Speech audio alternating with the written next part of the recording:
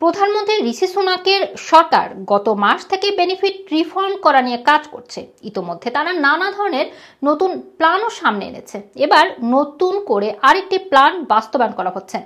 13 মে সোমবার থেকে universal credit দাবিদারদের সাপ্তাহিক কর্মঘণ্টা বাড়ানোর আদেশ কার্যকর করা হয়েছে। ইউনিভার্সাল ক্রেডিটদারি যে কোনো সিঙ্গেল ব্যক্তির অ্যাডমিনিস্ট্রেটিভ ইনকামের সীমা 15 ঘন্টা থেকে বাড়িয়ে 18 ঘন্টা করা হয়েছে। এতে বেনিফিট দাবিদার একজন ব্যক্তিকে বাধ্যতামূলক আগের চাইতে বেশি কাজ করতে হবে। Department for work and pension বা ডিডব্লিউপি জানিয়েছে, যারা ফুল টাইমের উইকে অর্ধেকেরও কম সময় কাজ করে তাদের ইনকাম বাড়ানোর ব্যবস্থা করা হচ্ছে।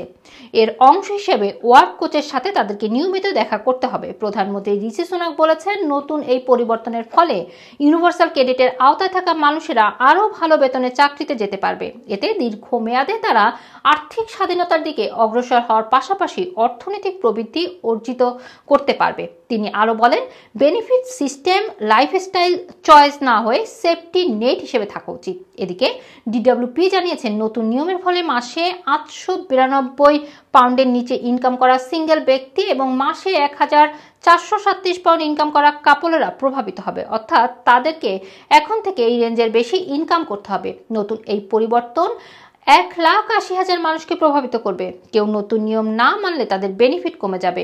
Work and pension secretary Mel Stride বলেছে, যারা কঠোর পরিশ্রম করতে চায় এবং নিজের জবকে এগিয়ে নিতে চায় তারা তাদেরকে সাপোর্ট দিয়ে যাবে। নেক্সট জেনারেশন ওয়েলফেয়ার সিস্টেম সংস্কারের মাধ্যমে হাজার হাজার মানুষকে আর্থিকভাবে স্বাধীন করতে তারা সহযোগিতা করবে। এ ছিল আমার কাছে বেনিফিট নিয়ে একটি গুরুত্বপূর্ণ তথ্য। ব্রিটেনের যে কোনো গুরুত্বপূর্ণ তথ্য জানুন ইউটিউব এবং ফেসবুক পেজে লাইক, ফলো এবং সাবস্ক্রাইব করুন আমাদের চ্যানেলটি।